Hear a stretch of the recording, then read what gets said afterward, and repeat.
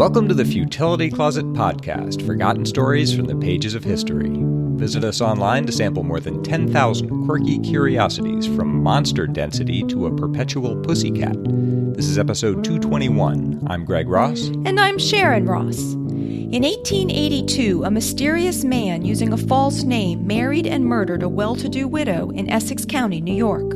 While awaiting the gallows, he composed poems, an autobiography, and 6 enigmatic cryptograms that have never been solved.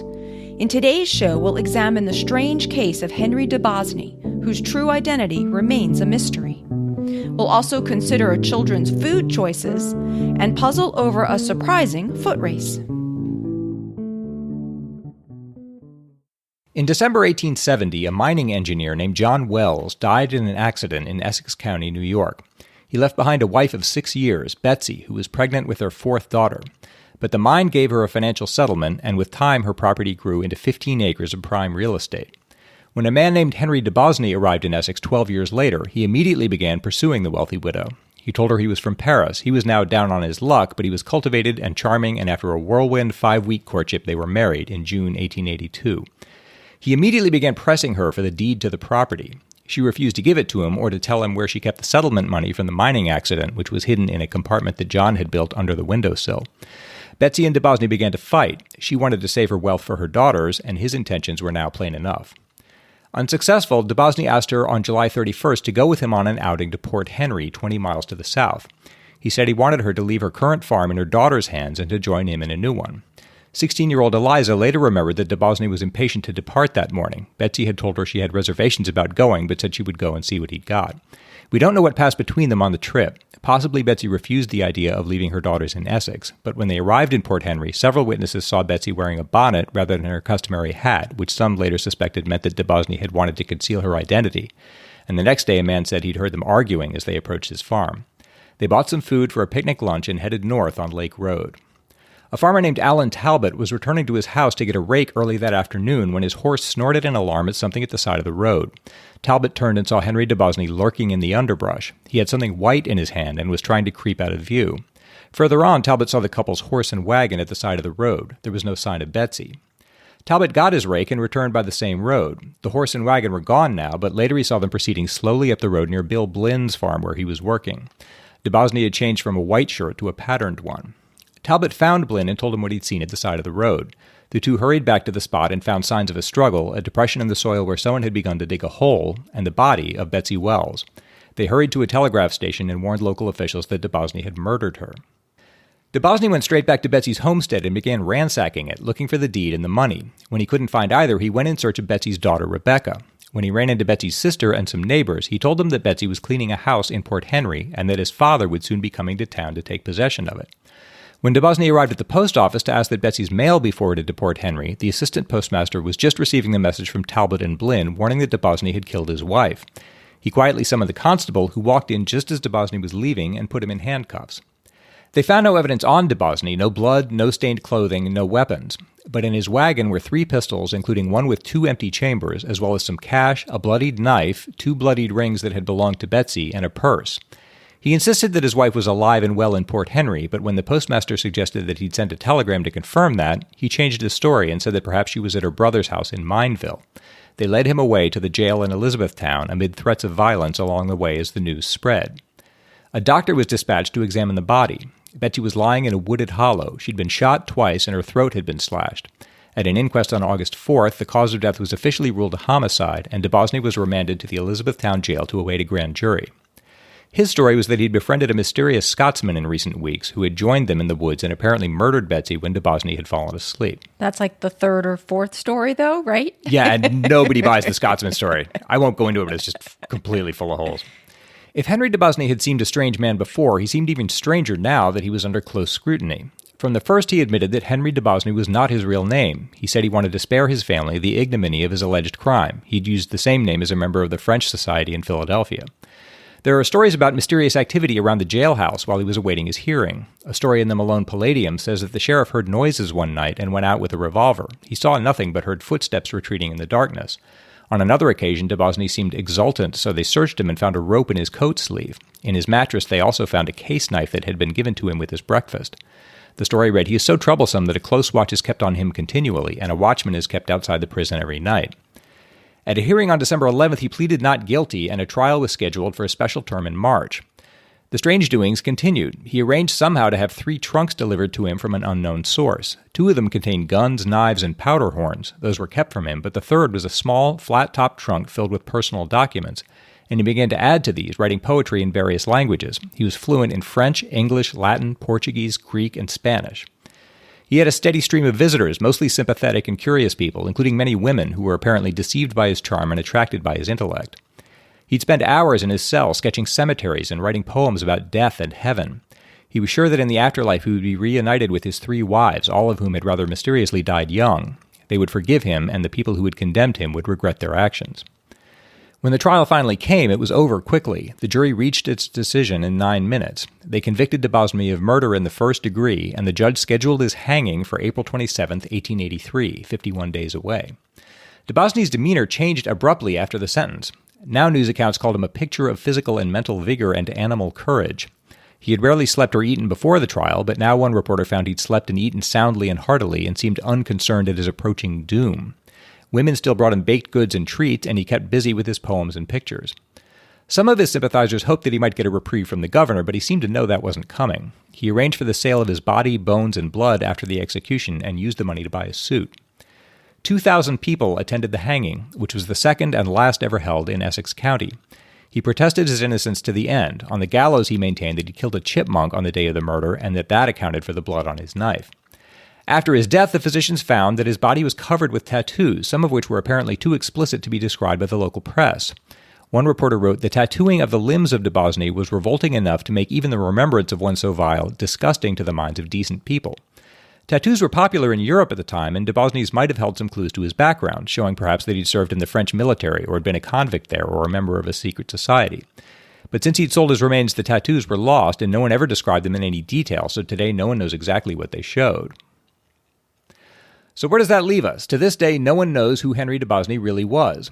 We know he was extraordinarily well-read and fluent in 6 languages, but his name was an alias, and one Plattsville newspaper wrote that he was an utter stranger in New York, unknown to anybody. In jail, he wrote a detailed autobiography, which he read to a newspaper reporter in April 1883. It describes a very accomplished life. He said he'd been born in Portugal in 1836 and educated in France. He joined an expedition to the North Pole in 1848, volunteered for the Crimean War in 1854, was admitted to the seminary in 1856, volunteered for the Italian War in 1859, then traveled to China, Mexico, and America, where he'd been wounded at the Battle of Gettysburg. Then on to France, the Arctic again, Rome, Paris, New York, and the Indian Territory. He'd fought in the Franco-Prussian War, lived with his father in Paris during the Commune, and finally returned to the United States.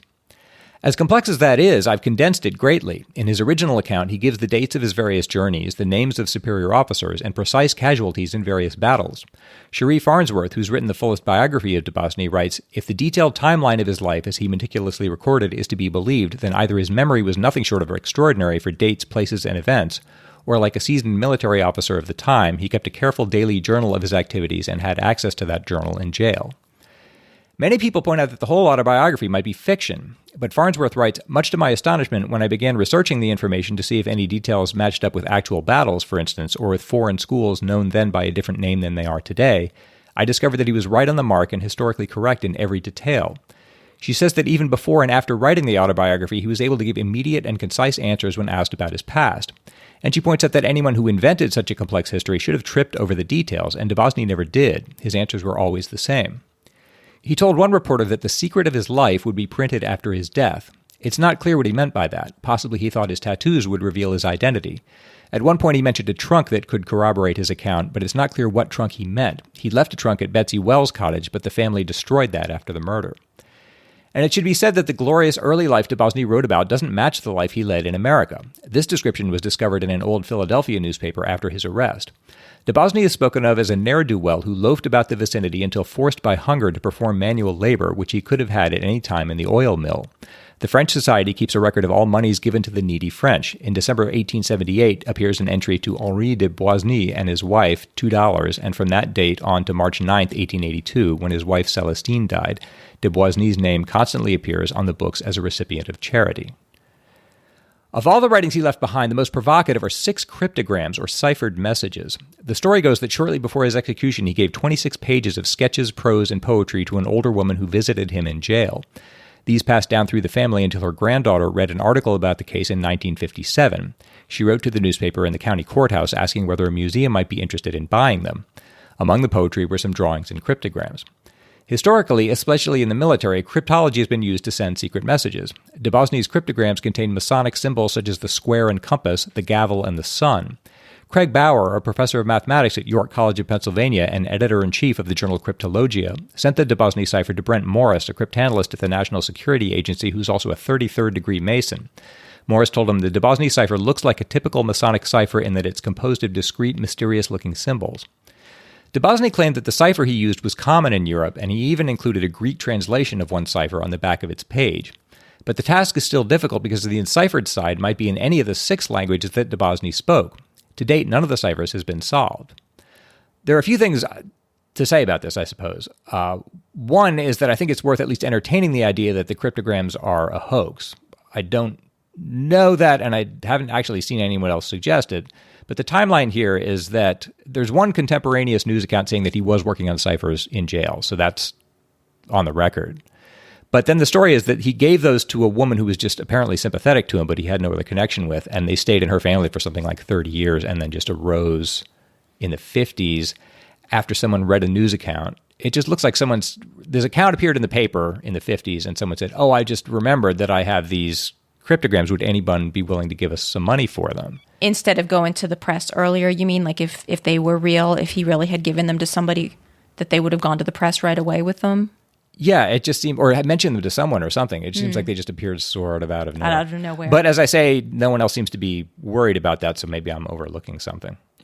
The other thing that bothers me about this is that if even the cryptograms are real, I don't understand the rationale behind it. If you're in jail and you want to get a message to the press or to anyone, it seems to me you just say it plainly. If you want to keep quiet, you just keep quiet. I don't see the point of couching it as a puzzle. Unless you don't want, maybe he didn't want it solved till after he was dead. Yeah, and Craig Bauer, the mathematician, says maybe he was trying to communicate with a specific set of people. That's interesting. Maybe someone if he really did serve in the European military, maybe someone there would be able to understand a message that he didn't want everyone else to see. I mean, who knows? There's a possibility, so much speculation here. Some people have compared Debosny to the Zodiac killer who operated in Northern California for 10 months in the late 1960s. And while that was going on, the press received a series of taunting letters that contained cryptograms or ciphers, and 3 of those have yet to be solved. So there's some correspondence there. Someone has done this sort of thing before.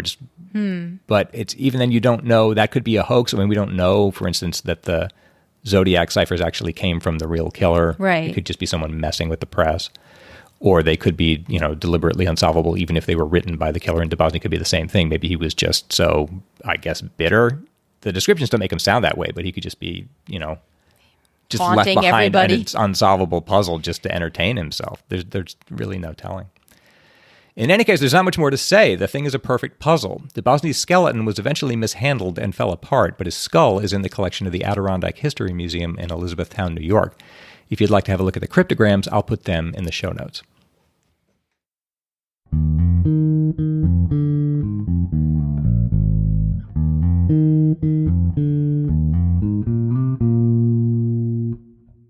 I have some updates on episode 214, starting with Greg's story on the poison squad that ate various food additives to see what their effects might be.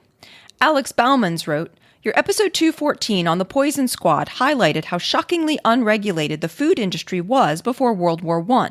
From what I know from Germany, the situation in Europe doesn't seem to have been much better. When the effects of the British blockade started to bite, many foodstuffs, or in fact food in general, became scarce in Germany. As no plans had been made for such a situation, everything was initially left to private enterprise, which came up with various surrogates. Unscrupulous firms were pretty imaginative when it came to ingredients. There were butter surrogates made from beets, egg powder made from colored corn flour, flour made from hay, pudding powder made from glue, or even surrogate pepper, which was 85% ash. Moreover, in many cases, manufacturers used mineral fillers, sand, clay, chalk, to make up the volume. This led to the introduction of a number of regulations we now think of as completely normal, such as the requirement that the ingredients should be listed on the package.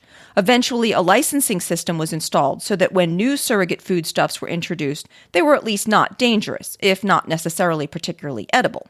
The most surprising thing to me was that it took a major crisis to enact such legislation.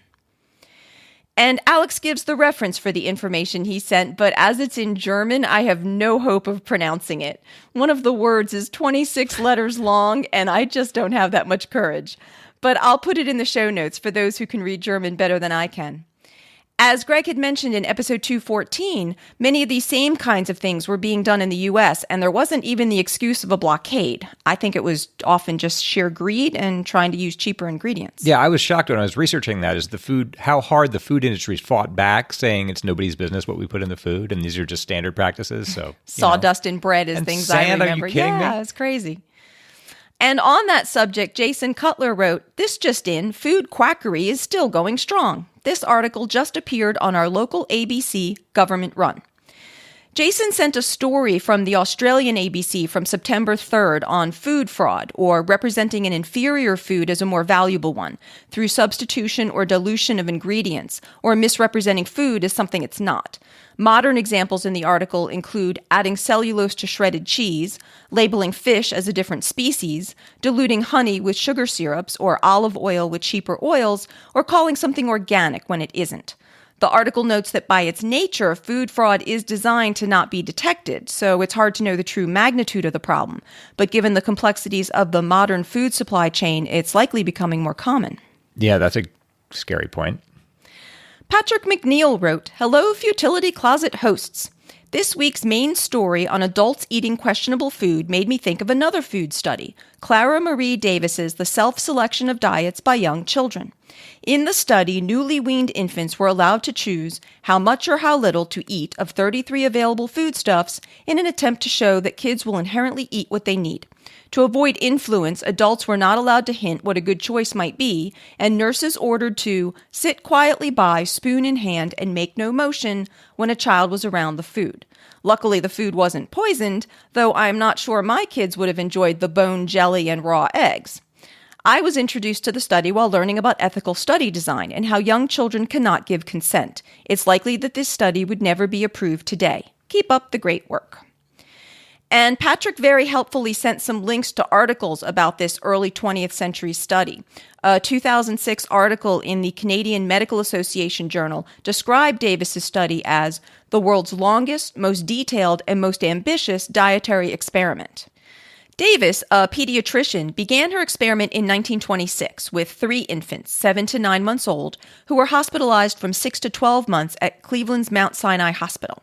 From there, she moved to Chicago, where she convinced young, unmarried mothers and impoverished widows to place their infants in what was basically an eating experiment nursery that she set up at Children's Memorial Hospital. Between 1928 and 1931, she studied another 12 children for periods of 6 months to 4.5 years. Davis's study was sparked by the trend of early 20th century pediatricians prescribing with great precision just what and when and how much a child should be eating. But these doctor-prescribed diets were resulting in children often refusing to eat altogether, and at least some doctors responded to that by insisting that children eat the doctor-prescribed diet or nothing. For example, Alan Brown, the head of pediatrics at a Toronto hospital for children, advised mothers in the 1926 edition of his best-selling book, The Normal Child, Its Care and Feeding, to put children on what was basically a starvation diet until they would eat their prescribed meals. Davis designed her study to show whether children might instinctively know best about what they should eat by devising a list of 33 foods, which included animal proteins, fruits, vegetables, and grains, from which a subset would be presented to each child for every meal. The list included a much wider range of foods than was generally thought to be appropriate for young children at this time, and the foods were all plain and unprocessed, other than being cut up or mashed, and sometimes cooked. I was surprised by some of the foods that were offered uncooked as an option, like eggs, beef, oatmeal, and peas. Raw eggs? Raw eggs. Children chose what to eat entirely for themselves, either by feeding themselves or by pointing. Davis found that none of the children had the same diet as the others, and that any given child's diet showed significant variability from meal to meal. But although all 15 children showed different dietary preferences, none of them followed a diet like the predominantly cereal and milk one that was commonly thought to be best for this age group. Yet despite all their differences and their variabilities, all of the children ended up healthy and well-nourished, as evidenced by frequent weighings, measurements, blood tests, and bone x-rays. Although some of the children had actually been undernourished or suffering from nutritional deficiencies such as rickets when they entered the study, none were afterward. So the lesson there would be that kids know best what they need nutritionally? Apparently, at least in Davis's study, they seem to show that. A big question that Davis's study didn't address, though, was whether the children's eating patterns might be different if they were also offered more processed foods. Davis's food list had only included completely natural foods, so all the grains were whole grains, there weren't any seasoned or sweetened foods, and she hadn't allowed canned foods or dairy products other than milk. She had intended to design a processed food versus natural food study, but was prevented by a lack of funding due to the Great Depression, which I think is a shame because that might have been a really interesting experiment. Yeah. There was a similar study performed by nutrition scientist Leanne Birch and her colleagues in the late 1980s and early 1990s, where they offered set menus to preschoolers and measured the total calories and different nutrients eaten. These foods were more highly processed than those in Davis's study and included waffles, peanut butter and jelly sandwiches, macaroni and cheese, ham, carrot sticks, grapes, chips, and cookies. As in Davis's study, the 15 children in Birch's experiment were given a subset of foods at each meal and snack and chose which ones and how much they wanted to eat. Similar to Davis's findings, these children also ate widely varying amounts from one meal to the next, yet still tended to consume roughly the same number of calories each day with the same relative proportions of fat, carbohydrate, and protein. She also found that children consumed the same number of daily calories even when they were given foods made with a fat substitute, and thus were lower calorie than they normally would have been. That just sort of intuitively makes sense to me, that evolutionarily you'd sort of seek out what you needed and understand what's best rather than have to be given this really rigorously prepared artificial diet. I was kind of surprised that the processed foods didn't throw the kids off, though. I would think if you let kids eat as many cookies as they want or as many chips as they want. I probably would have done that myself. Probably just eat that instead of anything else, but maybe I'm just skeptical. There are some concerns nowadays about the ethics of Davis's experiment, including that the children in the study were kept from their families. There isn't much known about the children or what their family situations had been, but after they entered the study, they lived entirely at the nursery with no home visits allowed. However, given what we do know, it seems that at least some of the children came from difficult circumstances, and Davis herself adopted 2 of the children at the end of the study. An article written about the study in 2005 also notes that orphanages, where children might or might not be actual orphans, were common at the time and wouldn't have been seen as an ethical concern. As Patrick mentioned, there is also the issue of running experiments on young children who can't give consent and the ethical concerns that might raise. That makes sense. Jim Finn wrote about the garden path sentences from episode 214, or sentences that sound like they are heading toward one meaning but end up meaning something different, such as, the woman gave the girl, the dog bit a Band-Aid. Hey Sharon, Greg, and Sasha. I thought I'd add a little bit more color to the garden path sentences you discussed in episode 214. In order to compose a reasonable garden path sentence, you need to rely on one or both of 2 aspects of a language: the prevalence of words that are pronounced and or spelled the same, and the existence of words that can be implied but not actively stated. Take the example of, the woman gave the girl, the dog bit a Band-Aid. Unstated but implied between the girl and the dog is the word whom. The English language does not require whom or similar words such as that or which in order for this sentence to be grammatically correct. With many other languages, we're not quite so free, either because of noun declension or word order. Then there's words with multiple meanings. Take the example of, time flies like an arrow. Time flies with a stopwatch. And then for good measure, we could even throw a third example in here of fruit flies like a banana, although adding that one without context could have 2 completely accurate meanings on their own.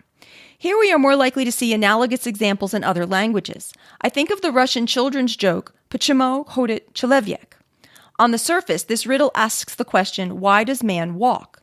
But the word for why can also be interpreted as, and is actually derived from the phrase meaning, upon what, thus setting up the answer of по земле, which means upon the earth.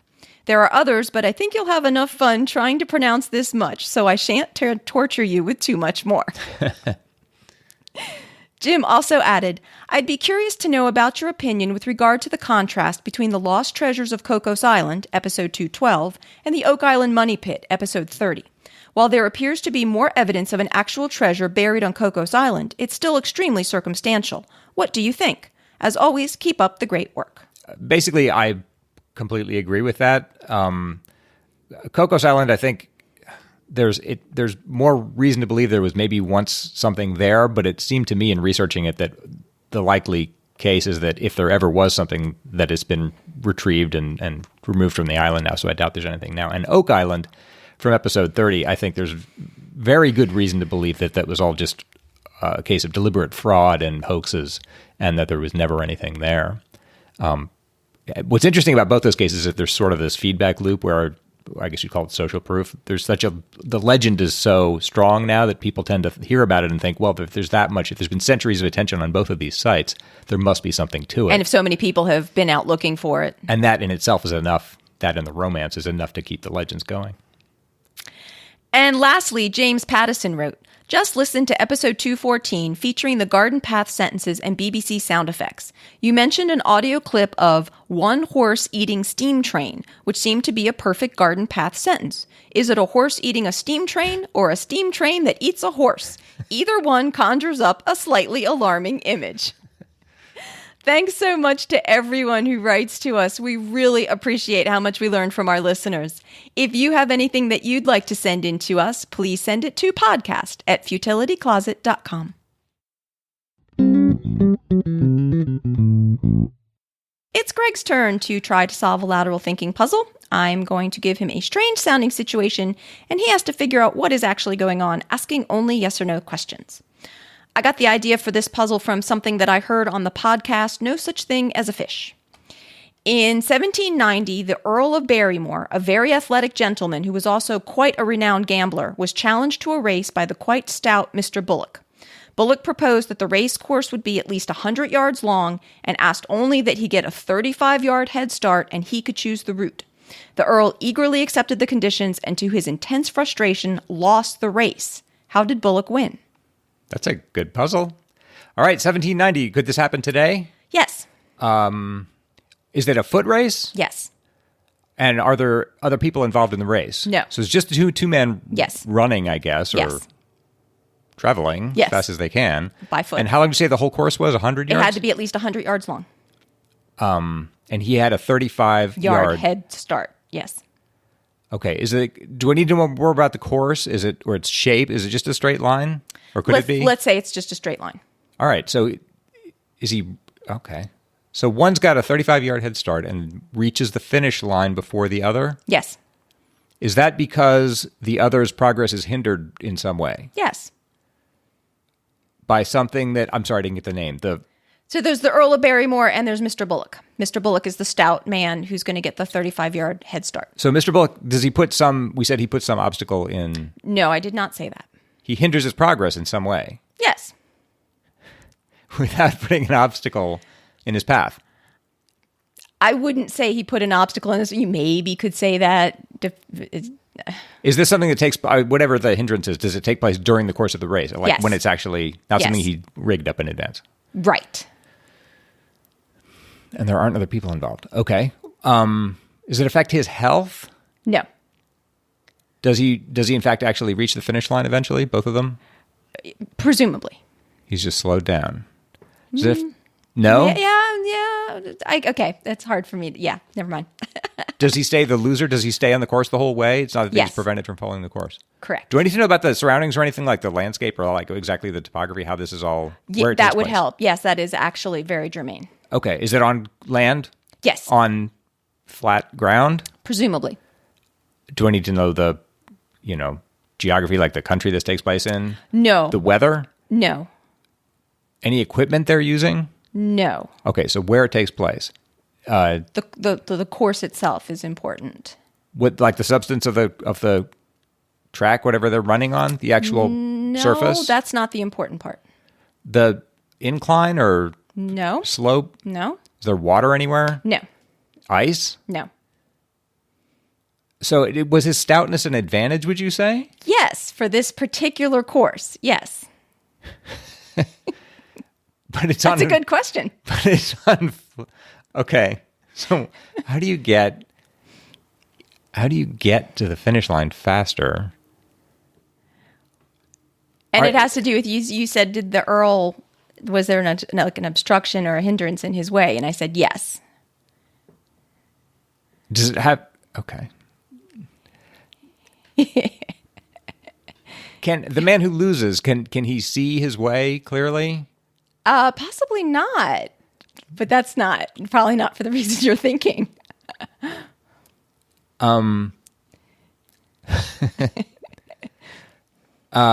Hindrance. Is it okay? Nothing to do with the weather. So they start running or walking. Okay. Traveling. Yes. They both start traveling, and they start at the same time. But Mr. Bullock is 35 yards ahead.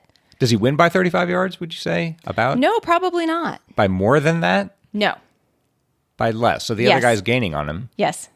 But not by enough. That's not correct. The other guy's gaining on him. Yes. The other guy probably does gain on him. But doesn't reach the finish line before correct. The stout guy does. That's right. He can't. Is he... Okay, but you say the surface doesn't matter. He's not slipping or sliding on something. That's correct. The surface does not matter. Is there is the weather important? Is there wind? Or? No, the weather isn't important, but it is important that Mr. Bullock is very stout and that he got to choose the course.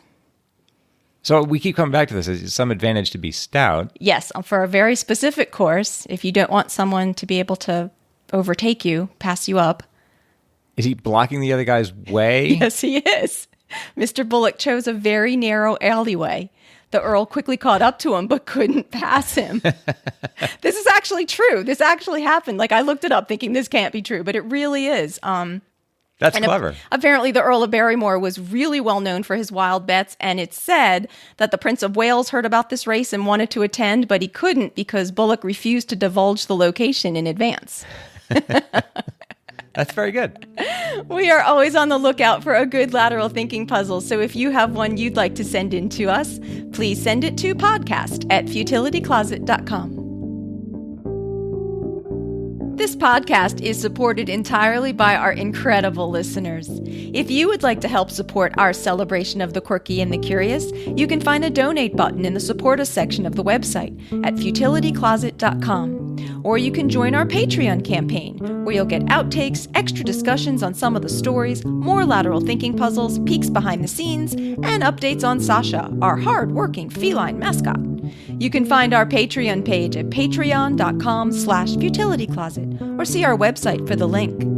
At our website, you'll also find over 10,000 bite-sized distractions, the Futility Closet store, information about the Futility Closet books, and the show notes for the podcast.